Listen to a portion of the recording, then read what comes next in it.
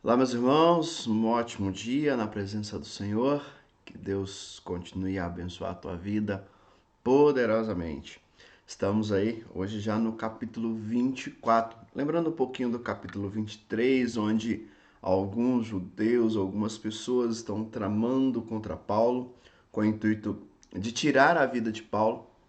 E aquilo chega então ao ouvido do seu sobrinho, toda aquela situação. Então Paulo então é transferido para Roma, né? Esse é o desejo, é o que ele manda fazer. Então ele vai cumprindo ele, né? Cumprindo o mandato de levar, de tirar ele de Jerusalém para que ele não pudesse correr risco. Por quê? Porque todas as autoridades tinham plena convicção, assim como Paulo, que Paulo não tinha cometido crime algum. Paulo não tinha feito nada de errado. Era simplesmente como por muitos momentos no texto nós vamos ver que havia uma inveja, que havia realmente um desejo egoísta, tão somente. Então, não era o que ele estava fazendo, é como se ele tivesse ganhado ou ganhando população ou não estivesse fazendo como eles desejavam.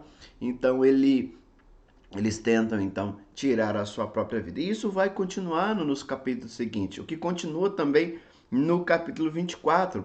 Agora Paulo está diante, né? Paulo é julgado perante Félix. E aqui nós vamos ver tudo desenrolar. Paulo explica tudo de novo. Paulo fala toda a questão novamente. Tudo aquilo que aconteceu, qual é a acusação, que não há uma acusação. Vamos pensar assim, há uma acusação, mas não há provas do crime que ele cometeu. Isso ele vai explicar diversas vezes, sem nenhum problema, sem titubear a qualquer momento que possa ser. Então tá, vamos lá. E o que me chama a atenção então nesse capítulo 24? O que me chama a atenção nesse capítulo 24 é o último versículo desse capítulo. Olha o que diz. Passando 2 anos, Félix foi sucedido por Pôncio Festo. Todavia, porque desejava manter a simpatia dos judeus, Félix deixou Paulo na prisão. Por uma falsa acusação, por um levante, por uma mentira, Paulo ficou mais de 2 anos preso, porque aqui só diante de Félix ele fica 2 anos. Por quê? Porque os judeus queriam matar Paulo e Félix não via nenhum motivo para isso, nenhum motivo para essa questão. Mas também ele via sim condições para libertar Paulo. Mas ele tinha uma situação. Primeiro, o texto vai narrar que ele esperava receber alguma coisa em troca, como estava toda aquela situação. Ele esperava uma propina, vamos pensar assim, uma facilitação. Vamos ver se ele vai me pagar algo. Se fosse, eu teria um motivo para soltá-lo, até negociar com os judeus, né? Olha, ele me deu X, me dá tanto que eu devolvo ele para você. O texto não diz, é algo que eu tenho pensado sobre isso. E Paulo rejeita. Paulo rejeita, então, e também Félix não podia liberar, soltar Paulo, porque ele tinha medo dos judeus. Medo que os judeus de repente causassem uma rebelião, causassem qualquer tipo de situação. E o que me chama a atenção é como fica Paulo em tudo isso. Como fica Paulo diante de tudo isso? Saber que você está preso há mais de 2 anos, inocente, sem cometer nenhum tipo de crime, sem cometer nenhum tipo de situação, mas ele está ali. Então aqui Paulo mostra a sua perseverança, de realmente entender que a sua vida não pertencia a ele. Por isso que ele vai dizer que não vivo mais eu, mas Cristo vive em mim.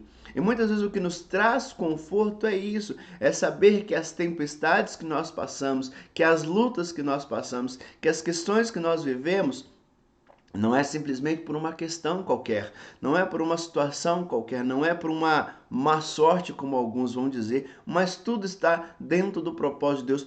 Para pensar quantas pessoas Paulo teve a oportunidade de falar de Jesus, de falar do Jesus que ele cria, do Jesus que lhe apareceu, do Jesus que lhe resgatou, do Jesus a qual agora ele anuncia.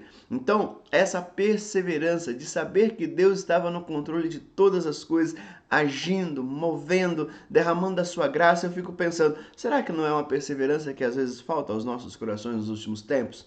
De realmente não nos abater? Porque nós vemos hoje quantas pessoas abatidas, quantas pessoas que desistiram, quantas pessoas que não têm mais o desejo de viver, às vezes por situações, não vou dizer menor ou maior, eu acho que a questão dos problemas vai de cada um tem o seu ponto até onde aquilo é difícil, até onde aquilo é fácil. Mas independente se fácil ou difícil, se médio, para nós existe um propósito maior.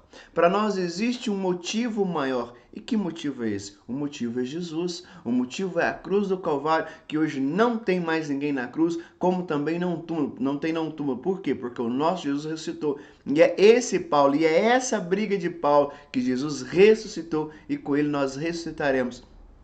A pergunta é: será que vale a pena enfrentar essas lutas?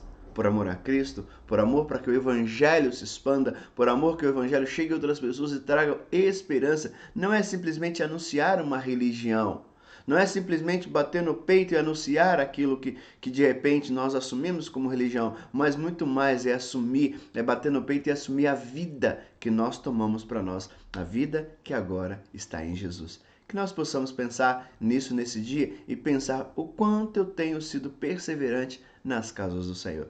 Deus abençoe a todos. Fique com Deus, um excelente dia em nome de Jesus.